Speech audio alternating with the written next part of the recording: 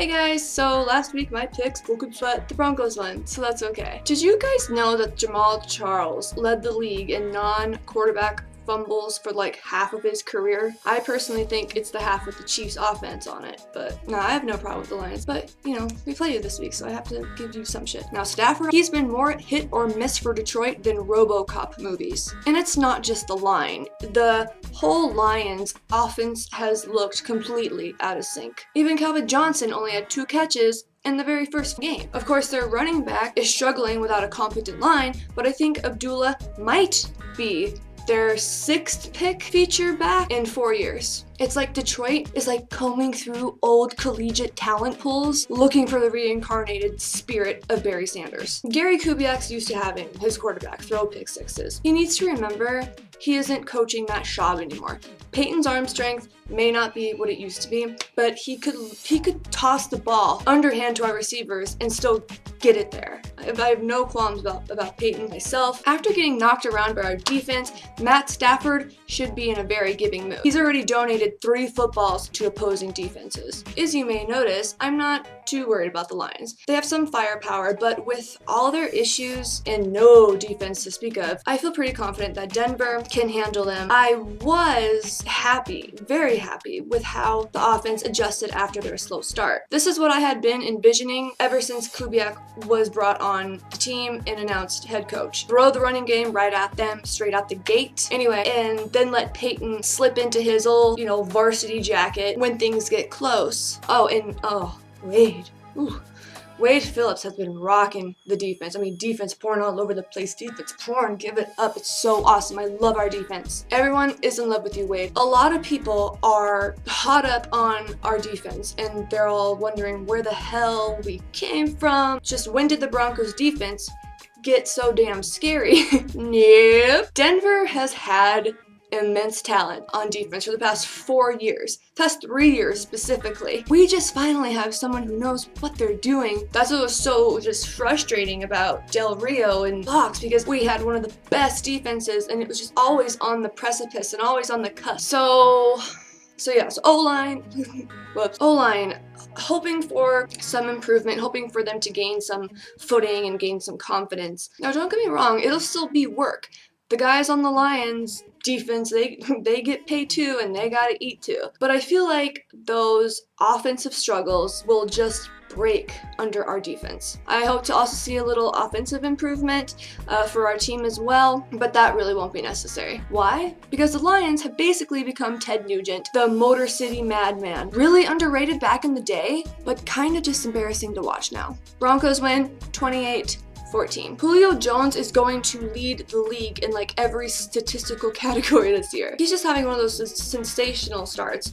Can I talk? But I swear, there was one catch against the Giants where he actually levitated over some defenders. Hey guys, it's your boy Julio, just chilling above you. Doo-doo-doo-doo, Inspector Julio, gonna catch this ball and burn your ass. Poor Dallas is falling apart. I wouldn't be surprised if Jerry Jones has Romo's blood replaced with Dilaudid. The Colts have done something extremely impressive. They got rid of Trent Richardson and actually managed to get worse. And Luck, what the dude. Stop wearing Jay Cutler's skin, Andrew Luck. You're turning into him. If Luck can keep the ball going to the guys with the horseshoes on their heads, they should bounce back this week. Marcus Mariota, on the other hand, lost everything against the Browns. His shoes, his helmet, the ball, his dignity. Perhaps crowning him Hawaiian Jesus was a little bit premature. But a soft Colts defense could be just what the doctor ordered to get it all back. If Indy stops the run, they win. They don't, they lose. Simple as that. The Raiders won a game in September. It might actually take the Raiders an entire month this time to clinch last place. Johnny Manziel actually looked pretty good, so the Browns did what you'd expect. They benched him for Josh McCown. They just can't have nice things in Cleveland or things go well. It just makes them uncomfortable. And Steve Smith shouldn't be driving anymore. You're a danger to others once that eye starts to go, Steve. I know you want the ball in billion-dollar Flacco's hands as little as possible, but they can't expect Senior Sunday Steve to keep performing like it's 2005. The Patriots defense has been as absent as Tom Brady's integrity. But you and I both know the Jags aren't going to be able to hang. Rob Ryan has had a cartoon rain cloud hovering over his head for like 2 years. Carolina's back to a skeleton crew on offense with multiple injuries and making the best of it as usual. All I really care about in this game is that there's another fight, because the Panthers are scrappy all the time. The whole team just scrappy and want to fight. They're all little scrappy little fighters. Scrappy. But for real, I do really want to see a fight. I love them. Off. Did we really see the Eagles as anything other than gimmicky? They're like the John Cena of the NFL, except they lose, where Cena doesn't, like ever. And that promising offense might be struggling because Chip Kelly is an adult baby who ships off players that question. I bet Ryan Fitzpatrick listens to Broken Social Scene and eats like artisan quinoa, kale, power f***ing salads while he's drinking his weird before, during, and after tasting microbrew out of a mason jar. Get a load of those Swift Whip top notes. Super obscure, right? So meta. Free range hops and only 8 apples. Apples that are on fleek. Apples on fleek. Sometimes things come into my brain mid video and I do some dumb shit.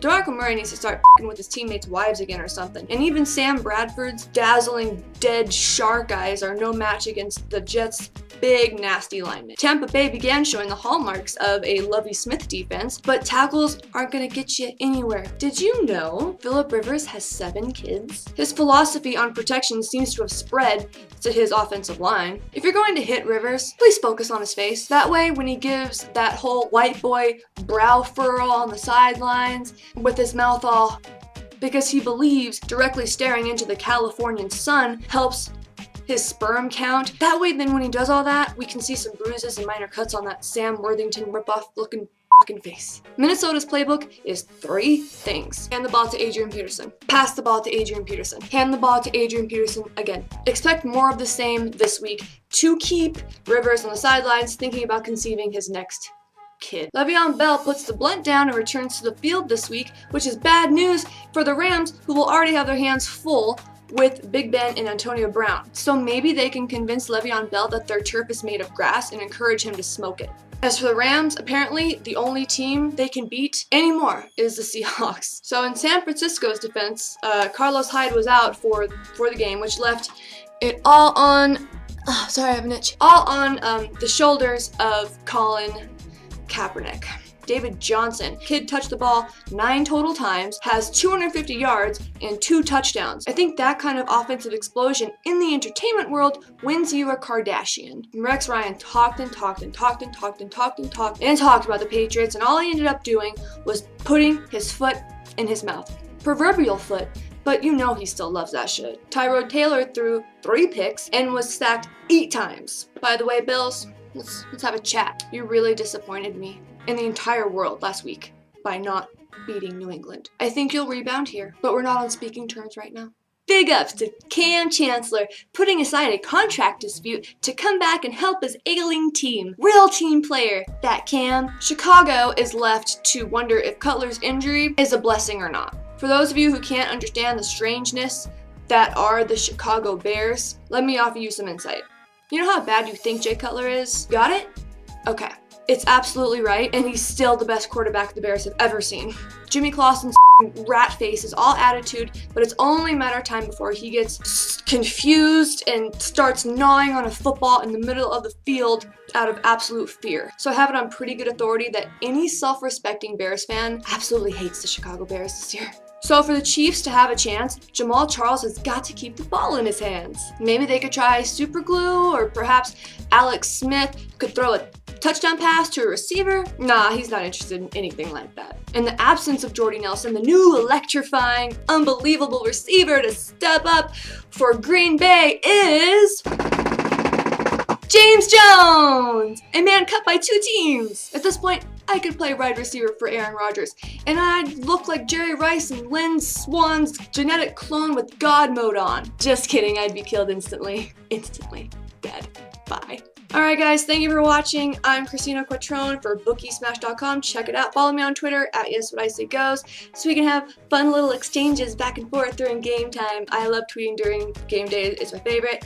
And Yeah, you can get to know me and I get to know you and we'll talk and chat and it'll be like this. We'll be like, oh, we're friends and I'll make a fun joke and you'll make a fun joke and we'll just have fun joke parties. Yay! Okay, follow me and subscribe and share. See you guys next week. Bye.